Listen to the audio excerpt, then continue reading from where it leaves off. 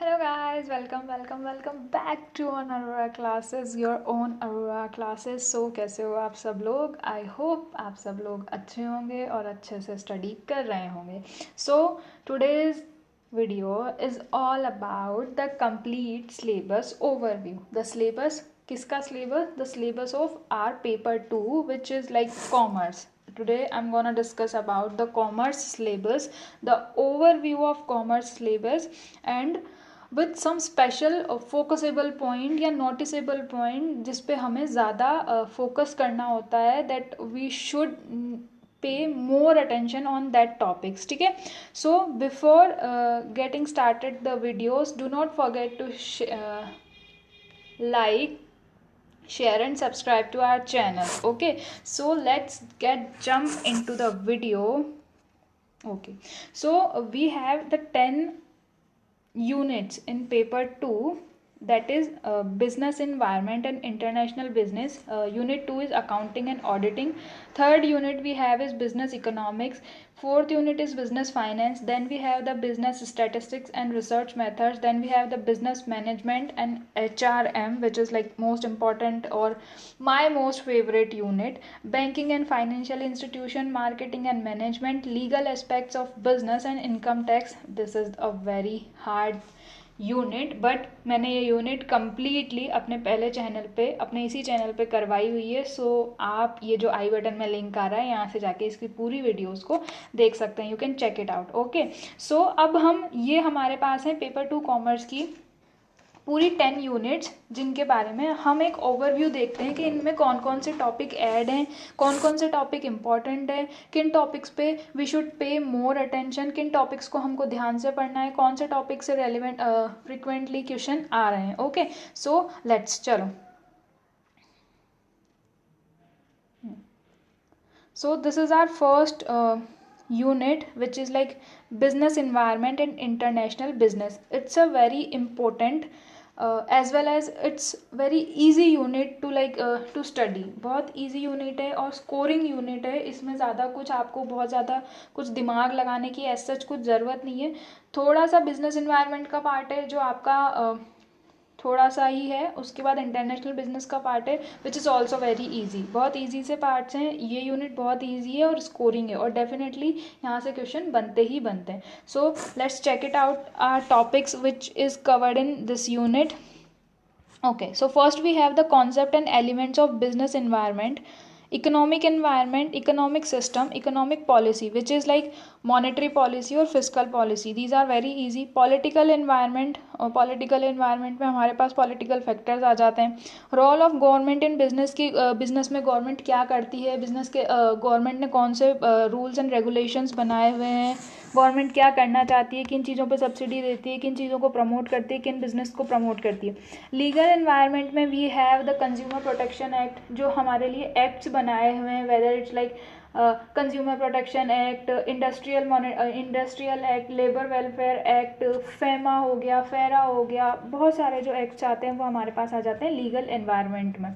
उसके बाद है social cultural factor and their influence on business. Social cultural factor like कि CSR एक्टिविटीज़ हो रही है हमारे पास, जैसे कि इसमें अलग से एक टॉपिक दिया हुआ है कॉर्पोरेट सोशल रिस्पॉन्सिबिलिटी. तो these are some kind of topic that we cover in business environment. Next we have the scope and the importance of business, international business. तो आपने देखा ये सिर्फ एक पेरा में हमारे पास बिजनेस एनवायरनमेंट की ये जो हमारा पार्ट है ये ख़त्म हो गया और यहाँ से 2 से 3 क्वेश्चन बनते ही बनते हैं इन्वायरमेंट में से, यानी कि कौन से इन्वायरमेंटल फैक्टर हैं जो आपके बिजनेस को इफेक्ट करते हैं. This is the fixed question जो हर बार फ्रिक्वेंटली बेसिस पे आता ही आता है.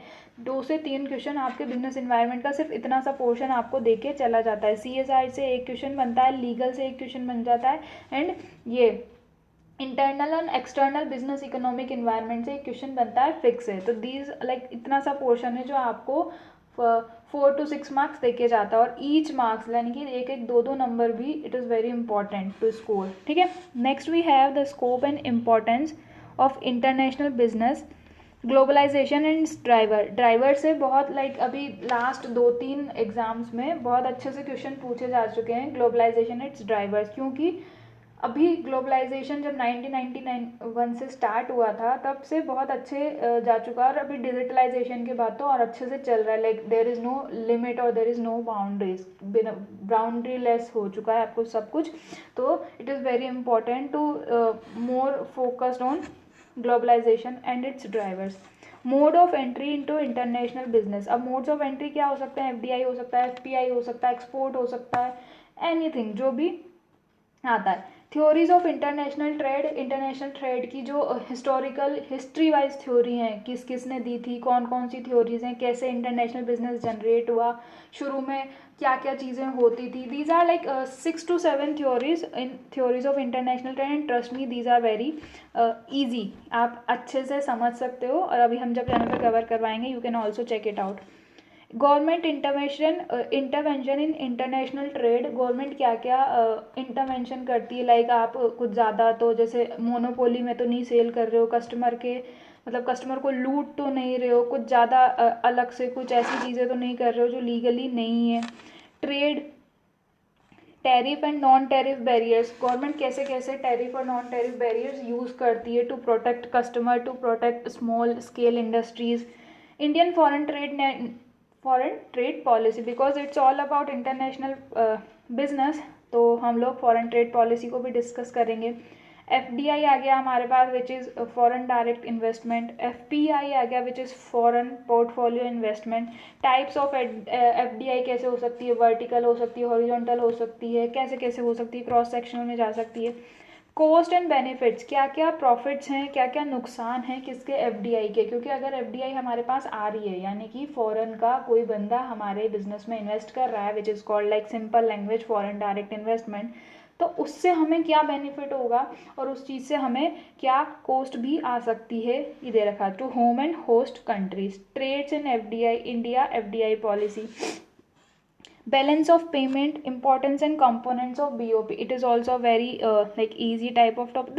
This unit is like very easy and scoring. उसके बाद है हमारे पास रीजनल इकोनॉमिक इंटीग्रेशन वाला part, in which we covered like EU, European, Asian, SAARC, NAFTA, और जितने भी हमारे पास अलग अलग टाइप के जो ट्रेड वाइज ग्रुप्स बने हुए हैं उनको हम लोग रीड करते हैं। It is very important to read IMF, world bank and UNCTAD. इनसे क्वेश्चन बनता ही बनता है। कब आए थे इन लोगों का? एस्टेब्लिशमेंट का ईयर कौन सा है, कौन से ईयर में वर्किंग चालू हुई थी, हेडक्वार्टर कहाँ पर है, फंक्शनिंग क्या क्या है। Most important topic in this unit is IMF, world bank and UNCTAD. Question and WTO also, question बनता ही बनता है। हेडक्वार्टर्स कहाँ पे, एस्टेब्लिशमेंट ईयर कौन सा था, कुछ भी बन सकता है। इनके राउंड में घूमेगा, पर घूमेगा ही घूमेगा। मैचिंग में दे सकते हैं, कैसे भी दे सकते हैं, पर क्वेश्चन घूमता ही है। World trade organisation, function and objectives. हमें इन सब के भी फंक्शन और ऑब्जेक्टिव करने हैं, IMF के भी करने हैं, वर्ल्ड बैंक के भी करने हैं, अंकटाड के भी करने हैं, ऑब्जेक्टिव WTO के भी हमें करने हैं। फिर next we have agriculture agreement, गेट्स, ट्रिप्स एंड ट्रिम्स। ये हम लोग लीगल में भी कंप्लीट करते हैं, पर ट्रिप्स और ट्रिम्स को हम लोग इसमें भी काउंट करते हैं इंटरनेशनल बिजनेस में। वैसे तो ट्रिप्स और ट्रिम्स को हम लोग वो कॉपीराइट और पेटेंट वाला जो एक्ट होता है लीगल में, उसमें हम लोग कवर अप कर लेते हैं। तो this is all about the business environment and international business unit. This is it. इतना सा ही पोर्शन है और बहुत स्कोरिंग है, ईजी सा पोर्शन है जो आपको स्कोर करवा सकता है आपके एग्जाम में। Next we have accounting and auditing. So before I start about describing this unit's topic, so मैं फर्स्टली ये बोलूँगी कि जो यूनिट या जो जैसे if I am very good in theoretical part, तो मैं थ्योरी वाला पार्ट बाद में करूँगी और प्रैक्टिकल वाला पार्ट पहले करूँगी, क्योंकि मुझे पता है कि मुझे अगर प्रैक्टिकल पार्ट में अगर थोड़ी भी दिक्कत हो रही है तो मैं प्रैक्टिकल वाले पार्ट को पहले कंप्लीट करूँगी। सपोज अगर प्रैक्टिकल वाला पार्ट 6 डेज़ की जगह अगर 7 डेज़ भी लेता है, तो इट विल नॉट हैम्पर और it not effect my like theory वाला पार्ट, बिकॉज अगर मुझे पता है कि मैं थ्योरी वाला पार्ट में अच्छी हूँ तो एक दिन में मैं 2 पार्ट भी कवर कर सकती हूँ, जो मेरा कवर अप हो जाएगा, मैनेज कर सकती हूँ मैं उस चीज़ को। तो पहले वो वाला पार्ट करो जिसमें आप वीक हो, जो आपको लगता है कि हाँ ये मुझे दिक्कत दे सकता है, तो आप उसको थोड़ा ज़्यादा टाइम दो, ठीक है। तो अब मैंने क्यों बोला, क्योंकि किसी की अकाउंटिंग वीक होती है, किसी को जैसे प्रैक्टिकल वाले पोर्शन में दिक्कत आती है, तो आप लोग वो वाला पार्ट पहले कर सकते हो। ओके, सो अकाउंटिंग और ऑडिटिंग में we have basic accounting principle, concepts and postulates. अब कॉन्सेप्ट्स एंड पोस्टुलेट्स में we have basic accounting principle से they will not gonna ask you like ठीक है एनीथिंग, कुछ नहीं, वो उनकी थ्योरीज होती हैं और कॉन्सेप्ट्स जो होते हैं उनसे क्वेश्चन आता है कि कौन से कॉन्सेप्ट से कौन सी चीज़ बन रही है आपके पास. Then we have the partnership account. Fix है, पार्टनरशिप से 1 या 2 क्वेश्चन आता है. इसके टोटल मिला के 6 केस या 5 से 6 केस बनते हैं जिनमें से क्वेश्चन आता ही आता है. फिक्स है, कहीं नहीं जाता, क्वेश्चन आता ही आता है. तो वहाँ से आप लोग कवर कर सके हो.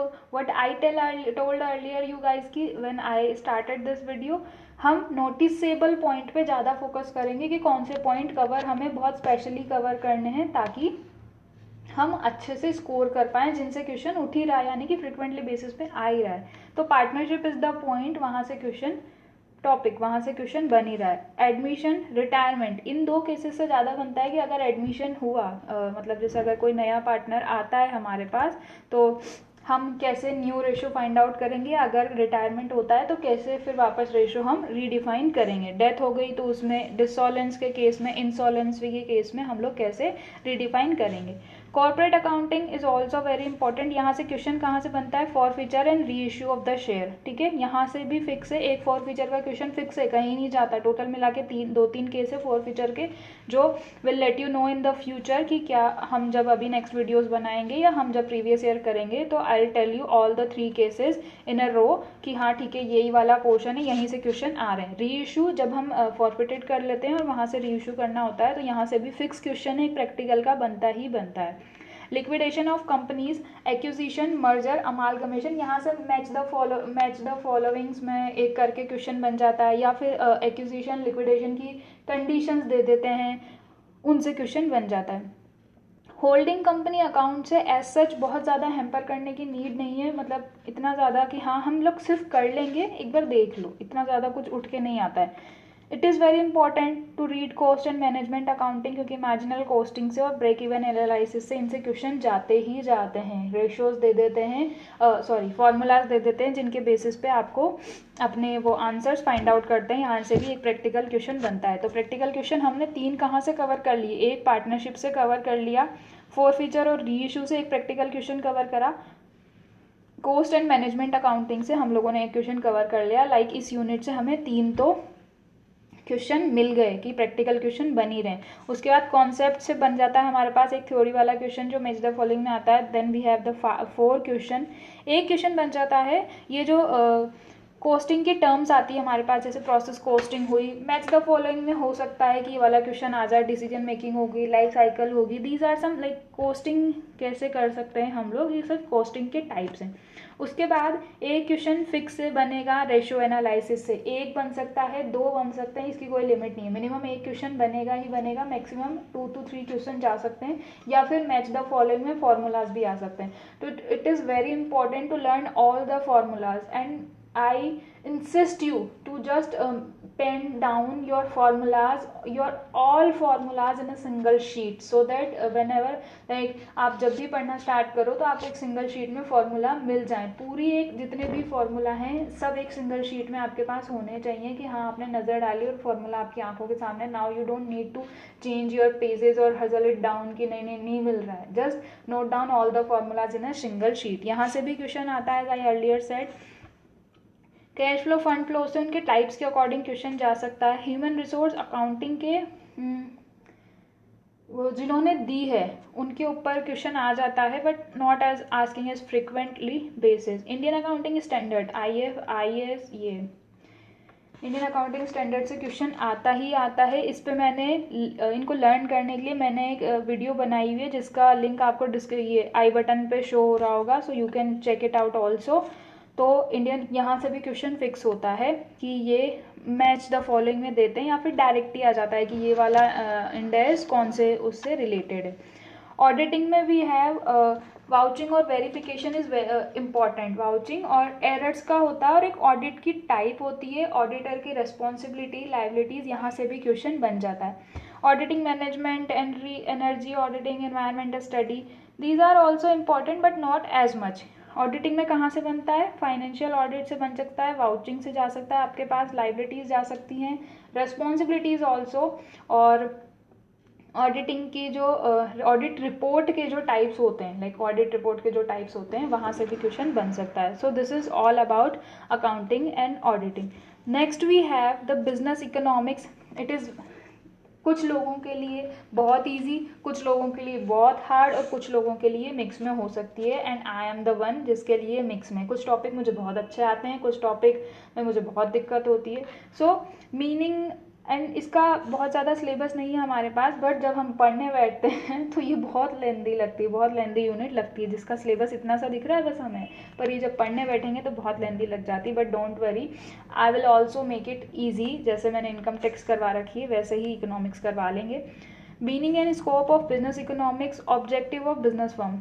ठीक है, यहाँ से नहीं बनता है. डिमांड एनालिसिस से एक क्वेश्चन फिक्स बनता है. इलास्टिसिटी ऑफ डिमांड से क्वेश्चन है फिक्स बनता है कि कर्व वाली है और पॉइंट इलास्टिसिटी है, कौन सी बन रही है, या इलास्टिसिटी निकालने को बोल देगा. रिलेशनशिप, इकोनॉमिक्स में relationships are very important between AR MR AP TP, जैसा भी बनता है, कौन सी चीज़ कब है, जैसे भी रेशोज बन रहे हैं. यूटिलिटी एनालिसिस, कंज्यूमर भी. Indifference curve is also very important. Law of variables, और यहाँ तीनों ही बहुत इंपॉर्टेंट है हमारे पास. Theory of cost, long run, हाँ long run and short run में कॉस्ट कैसे चलती है ये भी हमें पता होना चाहिए.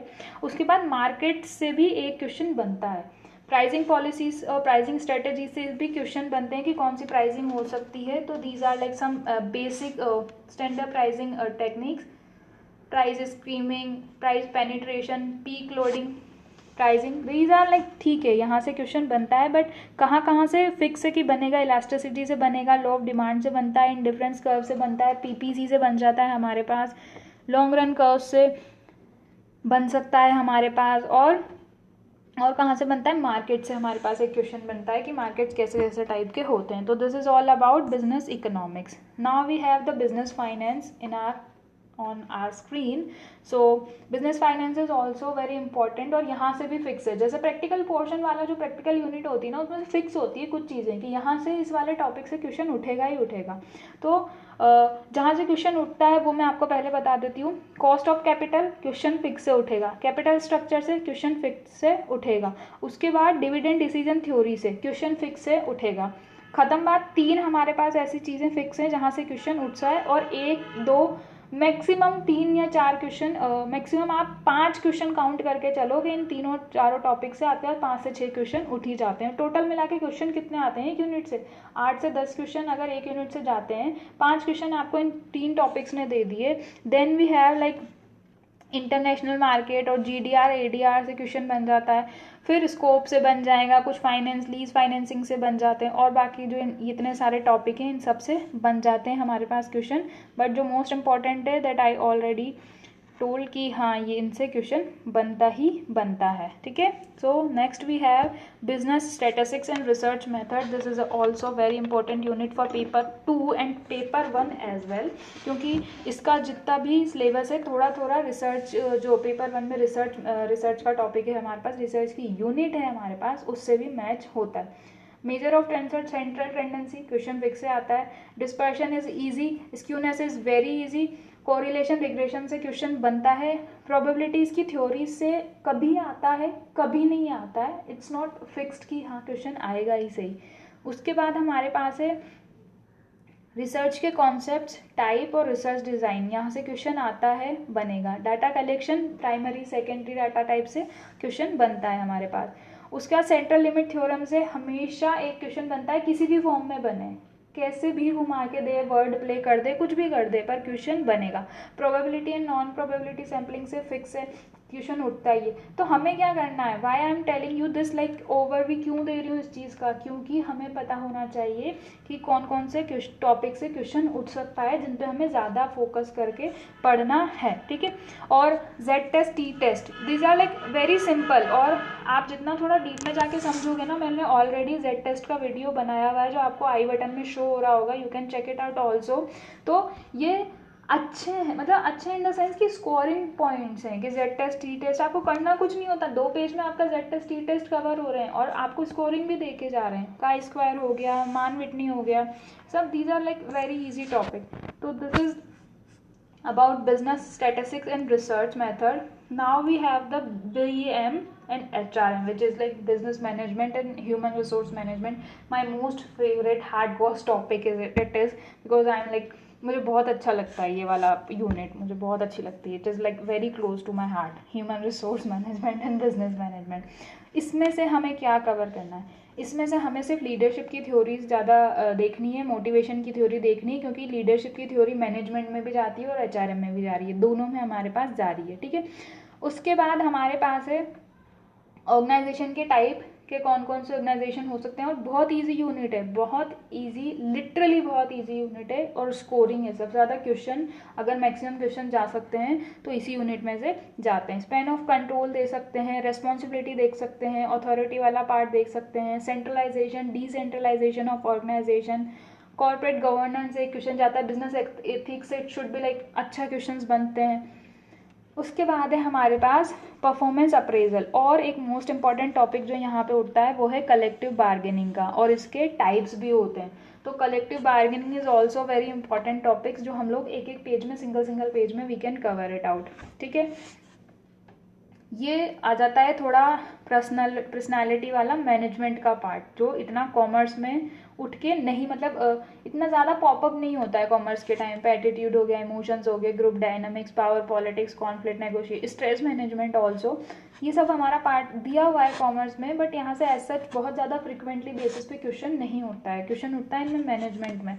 तो this is all about BM and HRM।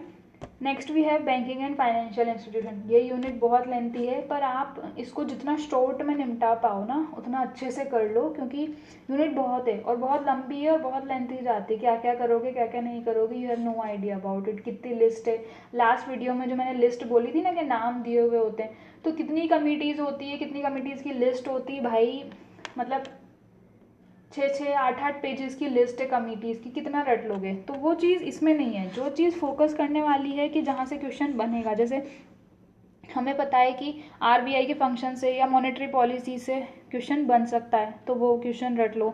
उसके बाद मनी मार्केट, कैपिटल मार्केट से फिक्स से क्वेश्चन बनता ही बनता है, कर लो। NBFC से क्वेश्चन बन सकता है, कर लो। रोल से बन सकता, मतलब रिजर्व बैंक के रोल से बन सकता है। कमिटीज़ इन द सेंस कि RRB की, these are like limited kind of committees of RRB, तो वहाँ से बन सकता है, तो वो कर लो। जो मतलब फ्रिक्वेंटली बेसिस पे बन रहे हैं, डिजिटलाइजेशन हो गया, अदर फाइनेंशियल सर्विसेज हो गई, इंटरनेट बैंकिंग से जो कि आजकल बहुत ट्रेंड में चल रही, वहाँ से क्वेश्चन उठ सकते हैं। तो इसका कोई ऐसा मतलब फिक्स नहीं है कि इसमें क्वेश्चन कहाँ से आएगा, कहाँ से नहीं आएगा। लाइक ठीक है, थोड़ी non predictive type of unit है ये, but we can cover it. तो this is like banking and financial institution. Next we have the marketing management. Marketing की पूरी unit, before I am explaining, I will explain the whole syllabus और whole overview of this unit syllabus. This is the link of I button में show हो रहा होगा। Marketing की मैंने पूरी unit, complete marketing unit I have already covered in my last sessions. तो मैंने आई बटन पे आपको लिंक हो रहा होगा, you can check it out, so that you can like check the marketing management unit. Marketing में हमारे पास क्या है, मार्केटिंग के कॉन्सेप्ट्स हो गए, हमारे पास अप्रोचेज हो गई, मार्केटिंग चैनल्स हो गए, मिक्स हो गया। ये पूरी यूनिट हमारे लिए इम्पॉर्टेंट है, इसीलिए मैं इस यूनिट को पढ़ भी नहीं रही हूँ। आप लोगों को स्क्रीन पे शो हो रही होगी, you can go through and check it out. पर ये पूरी यूनिट इम्पॉर्टेंट है, इसका हर एक टॉपिक इम्पॉर्टेंट पड़ता है, कहीं से भी कुछ भी हम नहीं छोड़ते, क्योंकि कहीं से भी कुछ भी आता है और इसके हर एक टॉपिक से क्वेश्चन बन रहा है। All the topics are very important, whether it's like pricing decision, product life cycle, new product management और idea generation, logistic management, supply management, distribution हो गए, स्ट्रेटेजिक मैनेजमेंट प्लानिंग होगी, मार्केटिंग मिक्स हो गया, whether it's like marketing channel, all the points are very important. So this is about the marketing management. Next we have the very important unit of us, legal aspects of business. This is again you can say this is most favorite unit of mine, like ठीक है, मुझे बहुत अच्छी लगती है ये unit. इस unit के भी कुछ पार्ट मैंने ऑलरेडी कंप्लीट कराए हुए हैं, so that you can check on the I button, link show हो रहा होगा, लाइक इंडियन कॉन्ट्रैक्ट का पार्ट मैंने कराया होगा. In this unit we have Indian contract act, some special contract, sale of goods act, negotiable instrument act, companies act, limited liability, partnership act, competition act, information technology act, RTI act, which is like right to information, intellectual property rights, patent, trademark, goods and service tax as well. So all the like acts are covered in this unit. अब इसमें से important क्या है, contract act से question बनता है हमारे पास, sales of goods act से क्वेश्चन बनता है, कंपनीज एक्ट, क्योंकि कंपनीज एक्ट क्यों इंपॉर्टेंट है, क्योंकि ये हमारे अकाउंट और उसमें भी आती है, अकाउंट और ऑडिटिंग वाली जो सेकंड यूनिट है, this will also cover in that unit, तो वहाँ से भी हमारे पास क्वेश्चन बन जाता है. तो these are some like important kind of question that will cover from this unit. Next we have the income tax and corporate tax planning. इसका पूरा